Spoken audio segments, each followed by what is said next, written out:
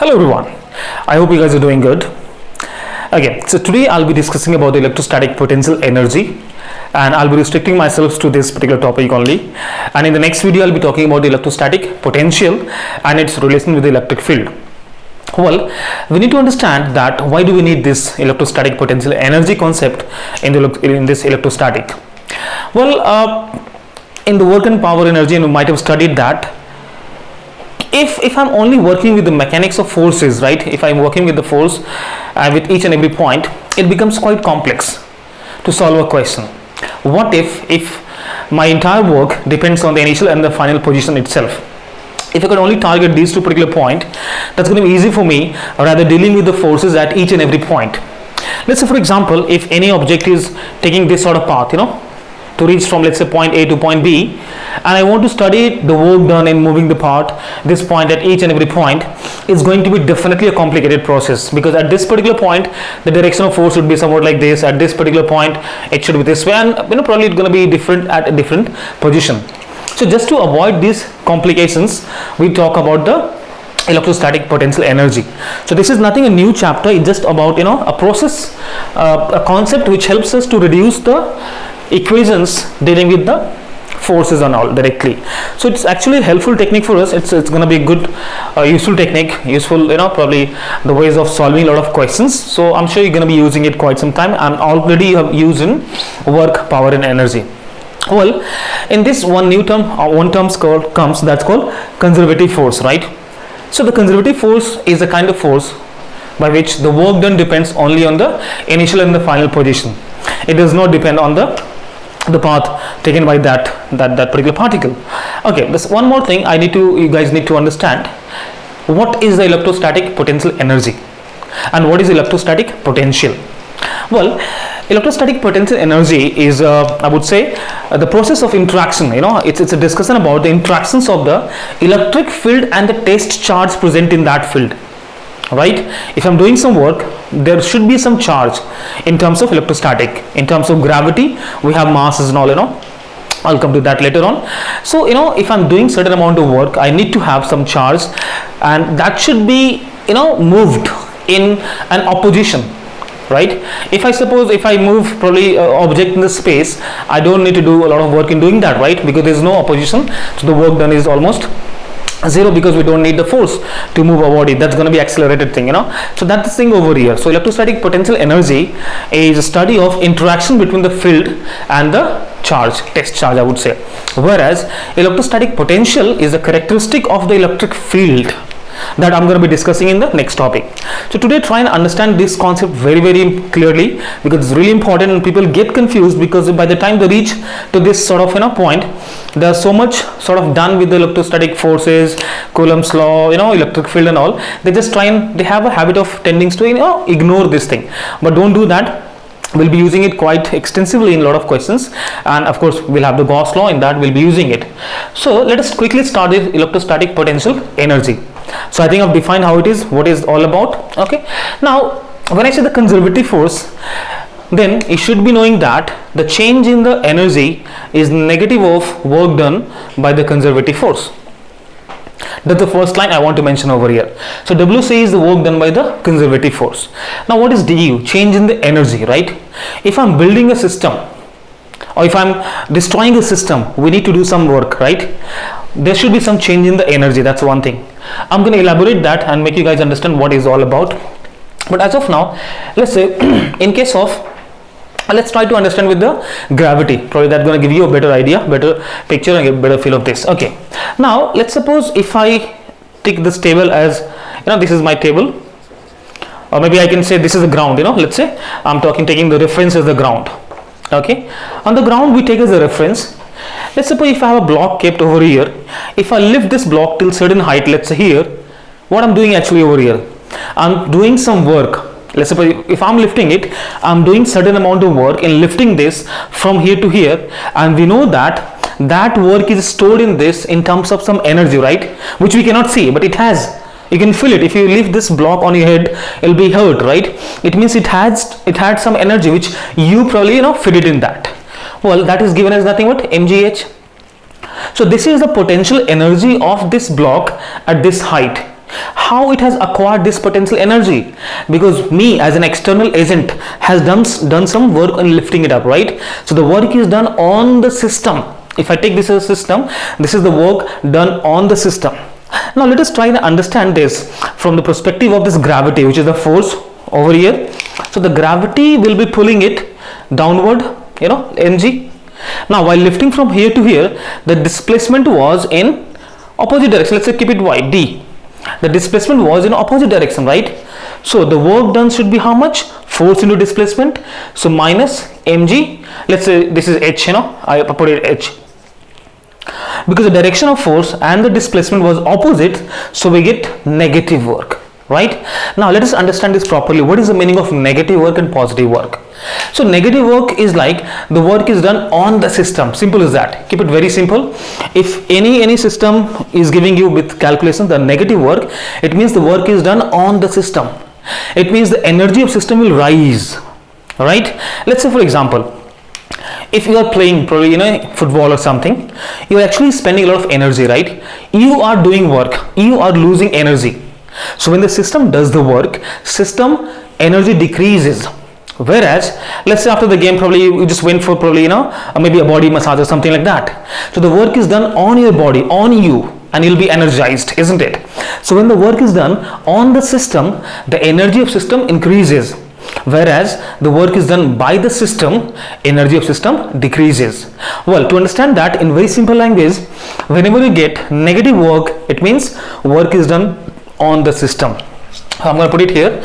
So negative work, it means energy increases. That is, and the work is done on the system. If a system does a positive work, it means the energy of the system will decrease.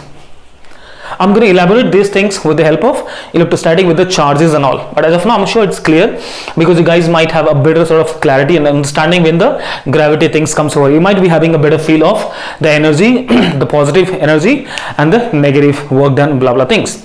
So in very short, if the work is done by the system, energy decreases. If the work is done on the system, energy increases. Now let's understand one thing. In this, the reference was taken as the ground. Likewise, in terms of electrostatic, the reference we choose as infinity. Simple as that. Now, let's suppose one charge is kept at infinity. I'm trying to bring it to a point A.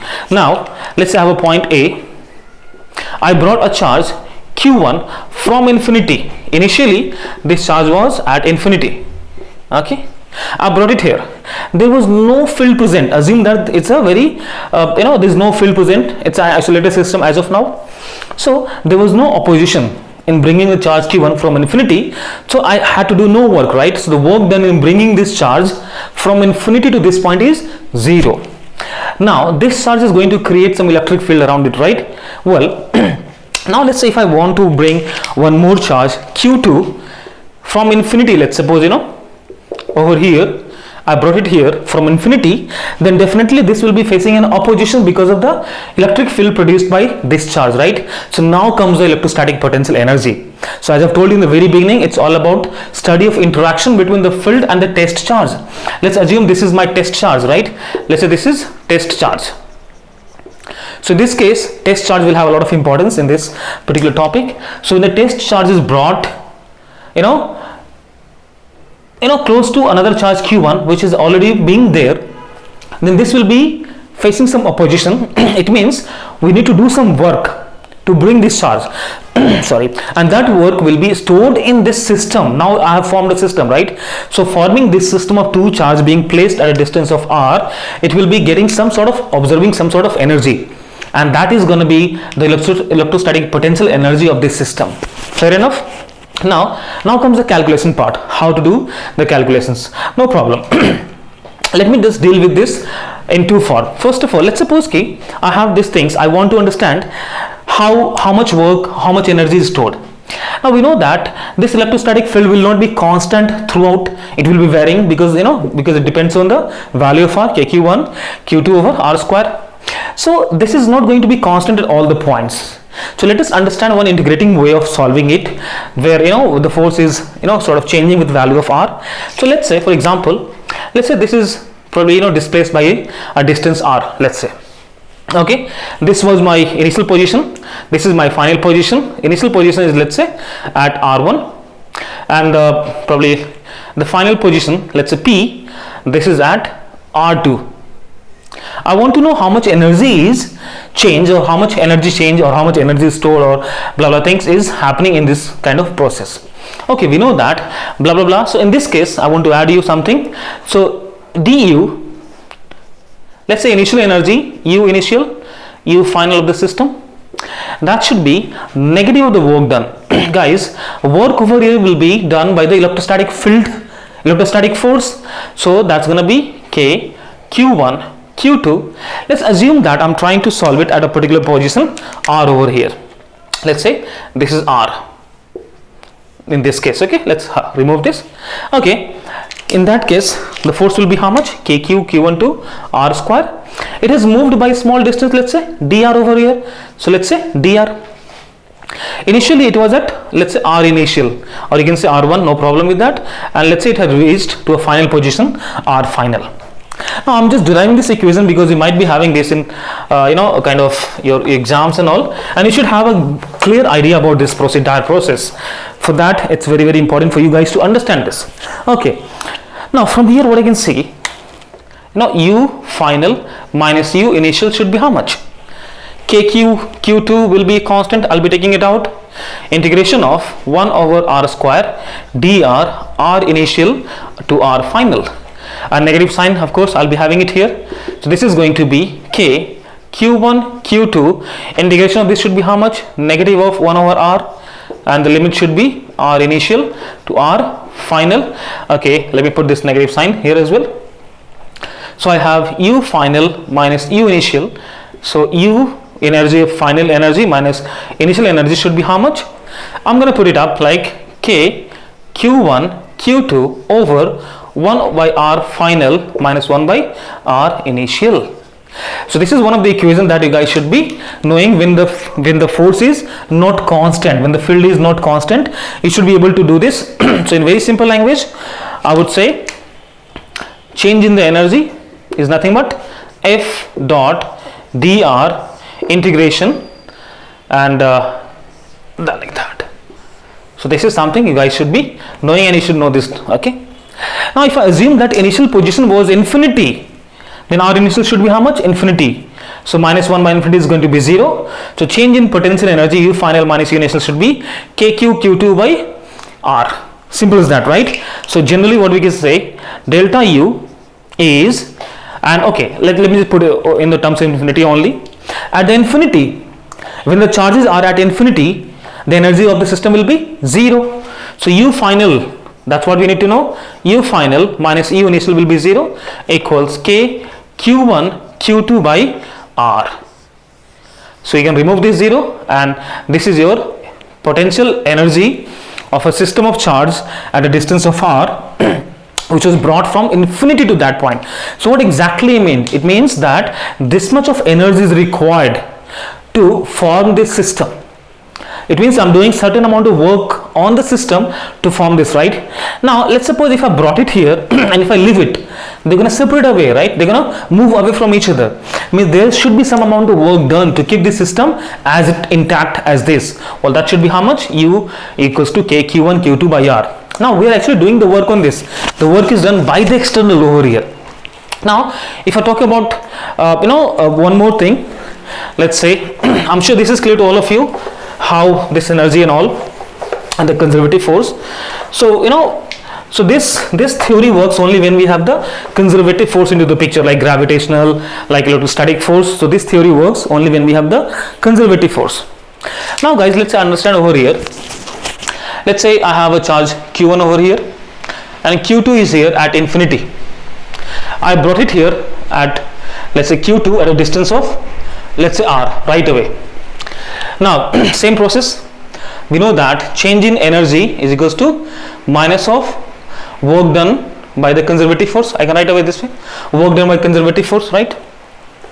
Now initial, so this is going to be U final minus U initial should be work done by the conservative force. Well, initially the energy is how much? 0. I'm going to put it later. Now if I do certain amount of work, then the work should be how much? Force into displacement over here in this case, right? So it's going to be how much? Minus of K Q1 Q2 over R square times R. That's going to be minus K Q1 Q2 by R. So I can right away say U initial minus U final is going to be K Q1 Q2 by R. So just remember this. The idea is when we write U final minus U initial is equals to negative of work done by conservative force, you can actually remember this way: U initial minus U final is equals to work done by conservative force right away, because this is going to be something which we'll be using quite some time. You can see that right away. You can say U I minus U final is equals to KQ Q2 by R. Now, as I told you, how to understand the work is done by the, sometime people might have heard the negative potential energy being stored. So you don't have to get intimidated by those terms. Let's understand the meaning of the work and the energy. How are they related to each other? Let's say, for example, now we will be dealing specifically with the 2-point charge system. 2-point charge system. And then I'm going to go with the multiple point charge system. Okay, let's say if I have a charge Q1 kept here, so it's going to produce an electric field in this direction. Okay, now if I have another charge kept over here, Q2,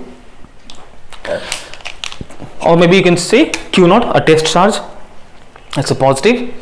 Now it's gonna, the force acting on this should be in this direction, and let's say it is moved in this direction by a distance of x. Now we can see that the displacement of this test charge is along the direction of field, right? So the work done, let's suppose dW, should be how much? Your positive work done. Fair enough. Now if you want to write it up, nothing but it's gonna be your electric field Q0 E, or if you want to put in that exactly Q0 Q1 Q0 over, let's say, R square times your distance, let's say, probably you can put x over here, not a problem. So the force into displacement. Now the direction of force and the displacement is in the same direction, so the work done is how much? It's a positive work. When the work is done by the conservative force is positive, energy of system will decrease. Alright, now let's see the second case. This is my case number 1. Case number 2, if I have the charge Q1, positive charge, and let's suppose if I have a negative Q2 over here. Okay, now the direction of field would be in this direction. This is direction of field, but the force on this is in this direction, electrostatic force. Let's say it is moved in this direction by x. It is moved in this direction by x. Now we know that in this case work done is going to be, the force is in this direction and the body is moving in this direction. How is it possible? It means something external agent is doing a work on this, right? So if the external agent is doing the work on the system, then the work done by the conservative force is negative already, right? So the energy will be increased. So over here you can see that displacement and the force are in opposite direction, so the work done will be negative. It means energy of the system will be increased, and these work done, I'm talking about the work by the conservative force, right? Now let's quickly see the third case. Now I'm dealing with all 4 cases over here for you guys to have a better clarity on this. Let's again, if I have a Q1 over here, okay, I'm gonna put a positive charge only. Let's say a positive charge Q2 over here. Now the field is in this direction for sure. Now let's see that electric field is in the direction, the force will also be in this direction. Let's assume that this is moved in this direction for a certain distance x.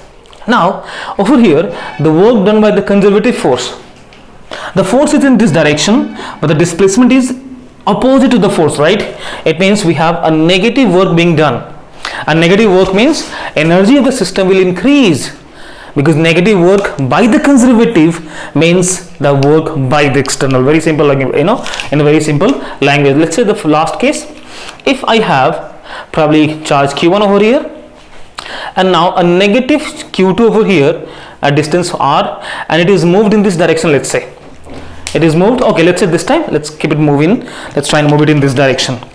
So it's moving in this direction, the force is in this direction, F electrostatic, but the field is in this direction, right? As you can see over here, the work done on this is along this direction. The body is moving along this direction. Force is also along this direction. Displacement is also in this direction. So the work done by the conservative force is a positive work done, isn't it? It means the energy of the system will decrease. So you can see that when the work is positive, energy decreases, and when the work is negative, energy increases. You guys need to understand this very, very clearly. If system is doing the work, its energy will decrease. Now over here, you can see that when the opposite charges are brought closer, the energy decreases, right? As you can see in both positive, and this positive, when it was probably it's brought closer actually. Okay, so you can actually understand in this thing, in case of positive charge, when they are kept at infinity and they are brought closer, the energy increases, right? So when the work is done against the field or against the force, then we have increment in the energy. So this is one of the clarity, I think, thing which you guys will have clarity on, how to understand when we have a negative energy or positive energy. So sometimes you might see in the book that negative electrostatic potential energy, or that it means the same, the work is done on the system. Fair enough. Now let us deal with some more questions on the 2-point charge system. Okay, what happens in this case? You might be coming across 2-3 kind of questions. So let us discuss some of them, and then probably we're going to move to the more than multiple charge system. Okay, let's say guys, example 1, I have a charge Q fixed over here. Let's say this is fixed over here. Let's say Q1. I have a Q2 charge probably here at infinity. This is at infinity. Let's say Q2. As of now, nothing will happen because there is no force acting on this. Let's say I give it a small velocity, let's say V0. This will start coming closer to this charge, right? Both being positive in nature, the moment it reaches in its electrostatic field, it will start feeling a repulsive force, right, in the opposite direction. At certain point, it will stop. Let's suppose the distance r at which this Q2 stops, right? Because after this it will start repelling, it will start moving backward, isn't it? Now we have to find what's going to be the minimum distance. The question to you guys, find minimum value of r. Minimum value of r, simple as that. Is it clear? I'm going to repeat the question one more time. A charge Q2 is released from infinity and we have a charge Q1 fixed over here. Let's say the mass of the charges be m. Q1 mass m, Q2 also, let's say, mass m. Now it is given a small velocity V0, so it will come closer to Q1. At certain point it will stop and start coming back. So you guys have to find the minimum distance r over here, right? Fair enough. You can just pause and try and solving it, okay, and then we can just have a look over here. Chalo, let's try and do it. Okay, one thing is very clear, that the force, electrostatic force over here, is a conservative force. It means the initial energy of the system should be equal to the final energy of the system, because in the conservative force the energy remains constant. So I can say that initial energy initial should be equal to energy final.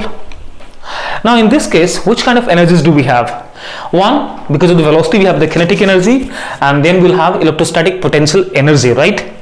So initially I can say that I'll be having electrostatic potential energy Ui plus kinetic energy Ki, that should be equals to final potential energy plus final kinetic energy, right? Guys, once it reaches here, I'm sure we'll have how much velocity? 0. At that point, once it reaches there and start coming back, then this velocity will become 0. So ultimate idea is, at the time when the velocity of this particle becomes 0, that's going to be the minimum distance between these two charges. That's all, right? Chalo. Initially, what is the potential energy? Because it is at infinity, so initial potential energy should be how much? 0. Initial potential energy should be 0. Kinetic energy, this is fixed, so there is no kinetic energy over there, but this fellow has a kinetic energy because of velocity V0. So I can write half m V0 whole square. That's going to be equals to final energy. What's going to be the final energy? Nothing but K Q1 Q2 by R. What's going to be the final kinetic energy? Well, that should be 0, because at this point, well, this R should be R minimum, I would say, and the final kinetic energy should be how much? 0. If I solve it, let's see what I'm going to get. So R minimum, that's what we have to find, right? R minimum should be K Q1 Q2 over mv naught whole square times 2, and that's what is your answer, guys. R minimum should be 2k q1 q2 over mv naught square. Now the second thing, what we can, I'm sure this is clear to everyone. So what I've used the concept of conservation of energy because of the conservative force.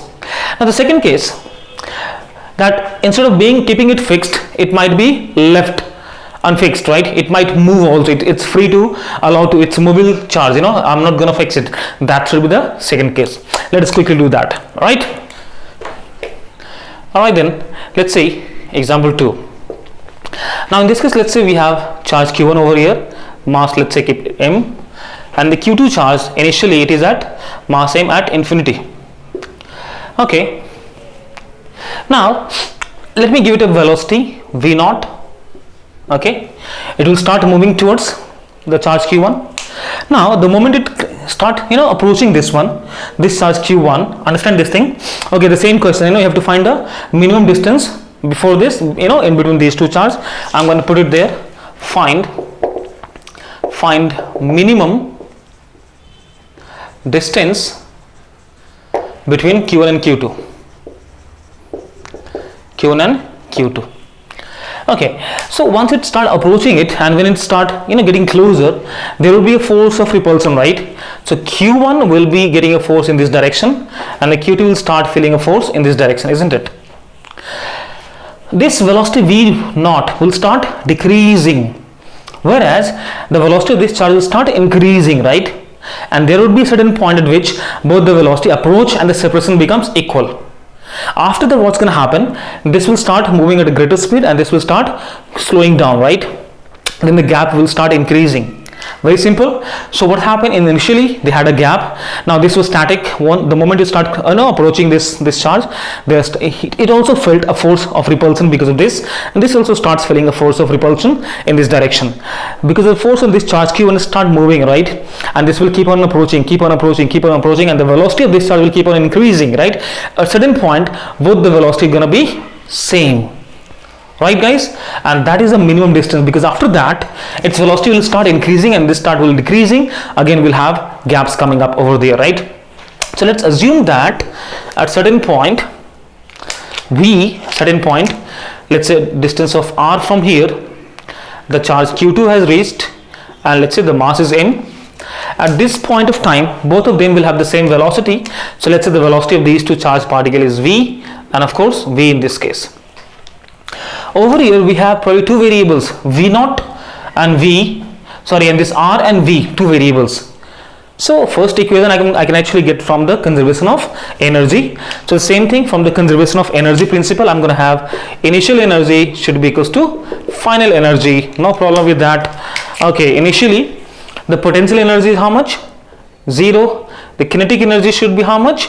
Half of m v naught whole square, right? So I'm going to put it up in the same equation. So U initial plus kinetic energy initial should be equals to U final plus kinetic energy final, right?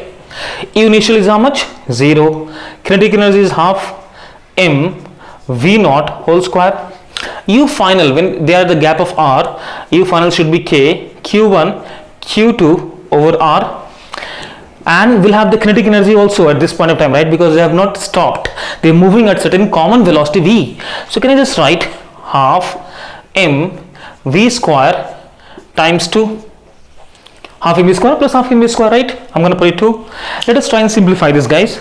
So I'll be having mv naught whole square over 2 equals k q1 q2 over r, and this r going to be r minimum plus mv square. Okay, I have got this one equation. What next? I have variables like v and I have variables like r. I cannot just solve it with a single equation. So let us understand one more thing, how to get the second equation. Okay, since no external force is applied, so F external is how much? 0, because everything is done by the conservative force, which is the electrostatic force over here, right? So when the external force is 0, what remains conserved? Momentum, right? So delta P, change in momentum, should be how much? 0. That is P initial, it could be seen as P initial should be equals to P final. I'm going to use that and we're going to solve it. Very simple as that. Okay, initial momentum, this was at rest, we had only one momentum, that is mv naught, equals final momentum should be how much?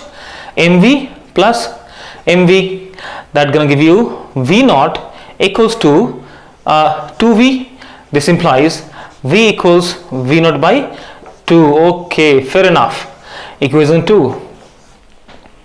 I'm going to use 1 and 2 and probably I'll be able to find the value of R minimum. Let me create some space to solve it.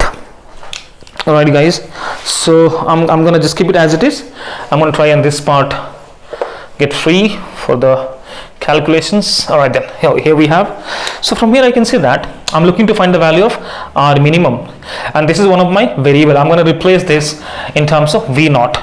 So I'm going to have, let me draw this, m V naught whole square by 2 should be K Q1 Q2 by R minimum plus mv square, that's going to be m V naught whole square by 4. Bring it this side, I'll be having mv naught square by 2 minus that should be 4, and that should be how much? Okay, K Q1 Q2 by R minimum. I'm sure you guys are okay with this.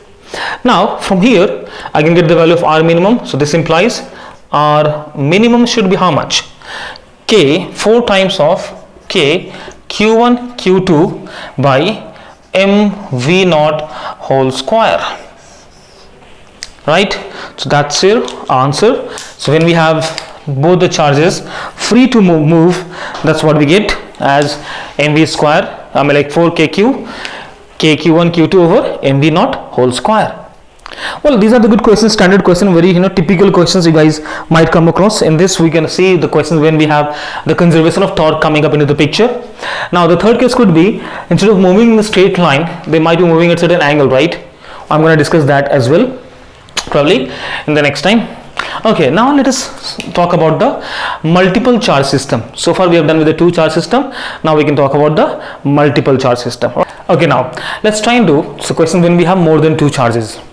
Let's say for example guys, very simple example, I'm sure you guys have seen this quite a book. Let's say if I try to make a system in which I have three charges, let's keep it the equal magnitude, being placed at the three vertices of the equilateral triangle. Let's put the distance length of the side be R. Let me put A, B and C, and let's say all the three vertices has charge Q, or let's keep it Q1, Q2 and Q3. If someone asks you what is the potential energy of this arrangement, this structure, well, potential energy is a scalar quantity, so it's going to follow the simple addition. Now as I think I've told you in the very beginning, the reference point should be chosen as the origin, right? To form this system of charges, I need to bring these charges from the infinity. That's how it's going to work out.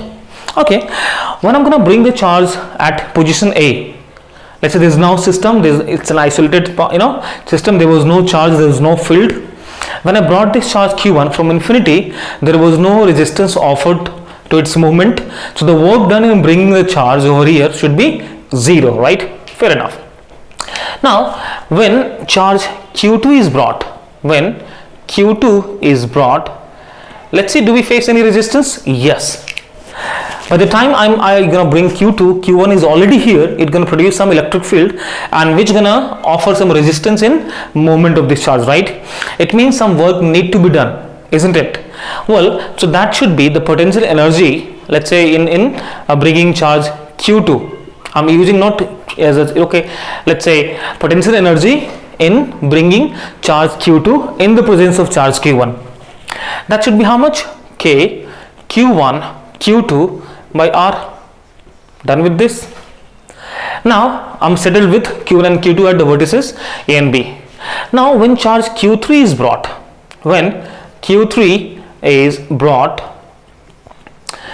so this will be experiencing of electrostatic repulsions because of this as well as because of this, right? So in this case, the potential energy when I'm bringing this thing should be because of this as well as because of that, right? So the energy in, or you can say, okay, the energy in bringing charge, let's say Q3. So it will face a repulsion because of this. So there should be some energy spent in doing the work against the field by charge Q1. That should be K Q1 Q3 over R, and by this Q2, that should be K times of Q2 Q3 over R, right? So the net energy or the working is, say, the net energy of the system should be K Q1 Q2 over R plus K Q1 Q3 over R plus K times of Q2 Q3 over R. So that's going to be the net energy of this system. Now the point is, what if I have, let's say, 4 charge, 5 charge, probably 10 charge, n number of charges, then well, this is going to be a really hectic process, right? So basically what I'm doing over here, guys, if I have 3 charges, how many terms are we forming over here? 3 charges, we are forming 3 terms, right? Now if I say 3C2, that's going to be how much? 3 factorial by 2 factorial times 1 factorial, right? Well, that's going to be how much? 3. Can you just relate these two things? Yes, we can actually, you can see that when we have 3 charges, I'm forming 3 individual terms. Well, that's nothing but your NCR. NC2 actually. So what exactly I'm doing, I'm trying to find the potential energy because of the pair of charges, right? On this, because of this, as well as because of this, right? On this, because of this. So basically we're trying to find the energy because of the pair of charges. So ultimately what we're doing, we're trying to select a pair of 2 charges out of n given charges, right? And when we have NC2 is the number of elements that will be coming across over here, right? Well, that should be how much?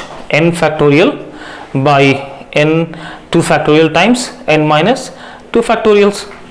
Well, that should be n into n minus 1 over 2. So this is going to give you the number of elements, right? Again, this is going to be quite a long number, quite a big number. So what we can do, we're going to discuss one shortcut with the help of which we can actually solve it without, a lot of things like that. Okay, so what I'm going to do, I'm going to use the same examples to demonstrate that, formulae, and then I'm going to come up with the, probably different examples. So basically this is done. Now let's see how to do it in a short span of time, saving a lot of time for us. Now, so this is given as, you can write this shortcut. So the U net energy is given as n by 2 times of electrostatic field or energy on one of the charge, right? This means electrostatic potential on one charge due to remaining charges. Simple as that. Let's say now the system is present. I want to find electrostatic potential energy at, let's suppose, this charge C. Okay, how many do we have? If all of them are equal, that's the only case when we use this. So let me say that all of them are equal. Let's say Q, charge is Q, charge is Q, or else we have to go with this thing. Okay, now I'm going to have N is 3 by 2. Filled electrostatic potential energy on this charge at C, because this two should be how much? Let's say because of this, that should be K Q square by R, and because of this, that is K Q square by R. So you can say this is nothing going to be 3 K Q square by R, that's all. So this is the energy of the system. Simple as that. Now let's talk about some more number of charges. I'm sure this is clear. So we do n by 2 into energy on 1 because of the other charges over there. Okay, let's have a question. It's a very commonly typical question you might see in a lot of books. Let's do that. Okay, let's say that if I have an octagon placed in the coordinate system, let's suppose like this, such that one of its vertex is falling at the origin, and let's say if I have, okay, chalo bhai aise, let's suppose this is a cube, even this is a cube, so I'm actually getting something like this. Okay, it's here. Let the side length be a for apple, all side be a for apple. Now at all the vertices we have charge q, q, q, q, and at all the points we have q. Now if someone asks you to find the potential energy of this system, so we have 8 sort of charges over here, so 8c2, that's going to be a good amount of value, so we will not going to do that. What we're going to do over here, we're going to use a shortcut over here. So let us try and find the electrostatic potential on one of these, and then we can get it done, right? So let's say that, okay, the charge is here. Okay, let's try and figure out on this only. You can use this, anything you can use, that's not going to be a problem. Okay, now at this point, this charge, let's say at this and this and this one are at the same distance, which is a for apple, isn't it? So I can actually find the potential energy because of this and this quite easily first, because they are the same distance. Now n is how much? N is 8 over here, right? It's going to be 8 by 2. Energy will be how much? 8 by 2. Potential energy at this, because of this and this one, I can write 3 times of k q square by a plus. Let's say the potential energy because of charges coming at this position, this one, and this one, right? If it is a, this length will be how much? A root 2, right? That again should be how much? 3 times of k q square by root 2 times of a plus, because of this one, this charge over here, that should be k q square over root 3 times of a. That's all. So this could be written as 4 times of 3 kq square by a plus 3 kq square over root 2 times of a plus kq square over root 3 times of a. So that is the electrostatic potential energy of this system. Alright guys, so by this we have understood that electrostatic potential energy is nothing but interaction between the electrostatic field and the test charge present in that, right? If there is no field, there won't be any energy in that thing, because there is no need of doing any work in actually forming that system. So it is very essential to have electric field and opposition to to do some work, right? Okay, now in the next lecture I'll be talking about the electrostatic potential and the relation between electrostatic field and the potential. Well, that's going to be really important topic. So guys, meanwhile you can just look at this thing, you'll have to understand this thing properly. So it's like a very, very important concept. You'll be using it quite some time. All right, fair enough then. If you have any doubts, do let me in the comment box. I'll be helping you, and see you guys soon. Thanks for learning, thanks for watching. Bye.